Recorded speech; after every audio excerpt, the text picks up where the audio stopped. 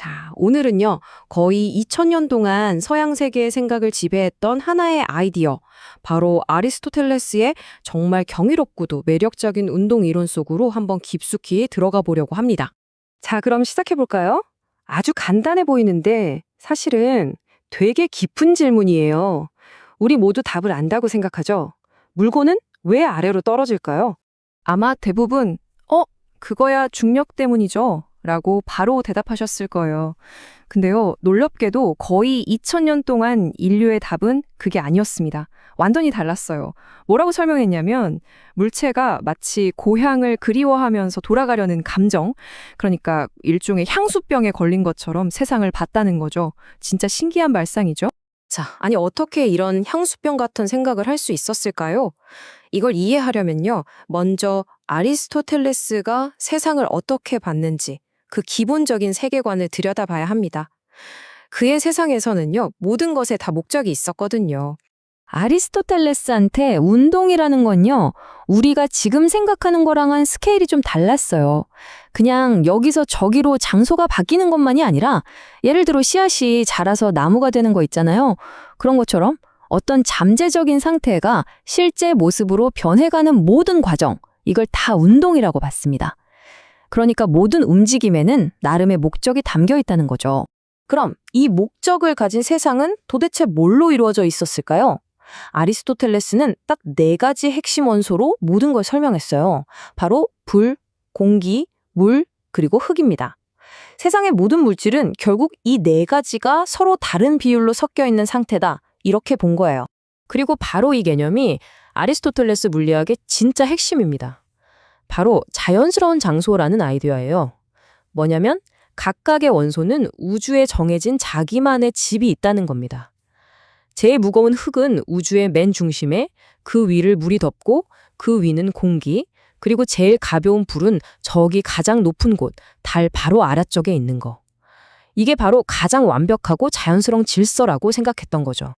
자, 바로 이 자연스러운 장소라는 개념에서 첫 번째 운동이 나옵니다. 바로 자연운동이에요. 말 그대로 자기 집으로 돌아가려는 본능적인 움직임인 거죠. 그러니까 자연운동이라는 건 누가 밖에서 밀거나 땡기지 않아도 물체가 그냥 원래 있어야 할 곳으로 돌아가려고 하는 아주 자연스러운 경향 그 자체를 말해요. 누가 시키는 게 아니라 그냥 그 물체 안에 내재된 본성인 거죠. 이건 예를 들어보면 정말 쉬워요. 흙으로 만들어진 돌, 당연히 자기 집인 우주 중심으로 떨어지겠죠? 불꽃은요?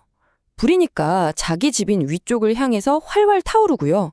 불 속에 있던 공기방울이 위로 뽀글뽀글 올라오는 거나 하늘에서 비가 내리는 것도 다 똑같습니다.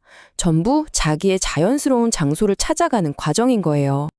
근데 생각해보면 세상 모든 움직임이 이렇게 집으로만 돌아가는 건 아니잖아요. 그쵸? 누군가 돌을 던질 수도 있고 수레를 끌 수도 있고요. 자, 그래서 이제 자연운동이랑은 정반대되는 개념. 바로 외부의 힘 때문에 억지로 움직이는 강제운동에 대해서 알아볼게요. 자, 이 둘을 비교해보면 차이가 확 보이죠. 자연운동은 내부적인 성질 때문인데 강제운동은 밖에서 누가 밀거나 당기는 힘 때문이에요. 방향도 자연운동은 위 아니면 아래 딱 정해져 있지만 강제운동은 뭐 아무 방향으로나 갈 수 있죠. 그리고 여기서 진짜 중요한 규칙이 하나 나옵니다. 맨 마지막 항목인데요. 강제운동이 일어나려면 힘을 가하는 물체랑 계속 지속적으로 접촉하고 있어야만 한다는 거예요. 이게 핵심입니다. 자, 정리하면 모든 건 제자리로 돌아가려 하고 억지로 움직이게 하려면 계속 밀어야 한다. 어때요? 되게 간단하고 명쾌한 규칙 같죠? 근데 이 간단한 규칙만으로는 도저히 설명이 안 되는 이상한 현상들이 나타나기 시작합니다. 바로 이 지점에서 아리스토텔레스의 이론이 엄청난 도전에 부딪히게 돼요. 첫 번째 수수께끼가 바로 투사체 역설입니다. 자, 한번 상상해 보세요. 손으로 돌을 던져요. 이건 명백한 강제 운동이죠. 근데 돌이 손을 떠나는 순간 어떻게 되죠? 접촉이 끝났잖아요. 그럼 힘의 원천이 사라진 건데 이상하게 돌은 바로 뚝 떨어지지 않고 계속 앞으로 날아간단 말이죠. 아니, 왜죠? 이건 분명히 강제운동은 지속적인 접촉이 필요하다는 대원칙이랑 완전히 어긋나는 상황이거든요. 그리고 문제가 또 있어요. 이것도 한번 생각해 보세요. 물건이 아래로 떨어질 때 왜 점점 더 빨라질까요? 이상하지 않나요? 아리스토텔레스 이론에 따르면 물체를 떨어뜨리는 힘, 그러니까 자기 집으로 가려는 성질, 무게 같은 건 변하지 않잖아요. 그럼 속도도 똑같이 일정해야 하는 거 아닌가요?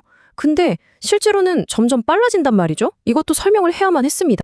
자, 그럼 이 어려운 문제들을 어떻게 풀었을까요?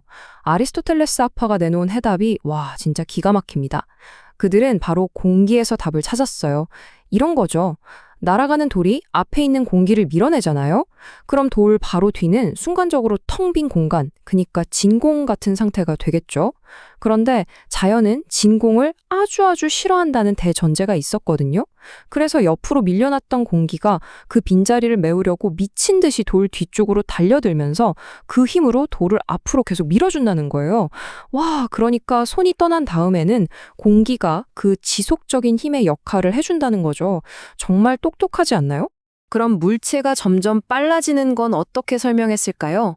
여기엔 두 가지 흥미로운 설명이 있었어요. 첫 번째는 나름 과학적인 접근이에요. 물체가 떨어지면서 통과해야 할 공기가 점점 줄어드니까 저항이 약해져서 속도가 빨라진다는 거죠. 그리고 두 번째 설명은 이건 진짜 시적입니다. 물체가 자기 고향인 땅에 가까워질수록 너무 기쁘고 설레서 마치 오랜만에 고향 가는 사람이 목적지에 다다를수록 발걸음이 빨라지는 것처럼 스스로 속도를 높인다는 거예요.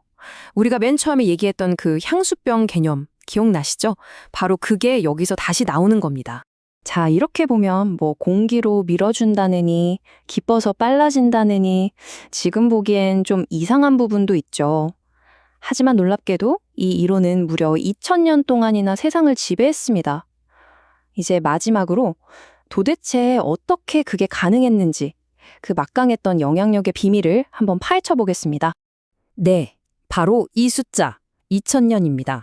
아리스토텔레스의 물리학은요, 고대 그리스부터 르네상스 시대가 올 때까지 서양의 모든 학문 세계를 그냥 지배해버렸습니다. 진짜 어마어마한 시간이죠. 그렇다면 진짜 궁금한 건 이거죠.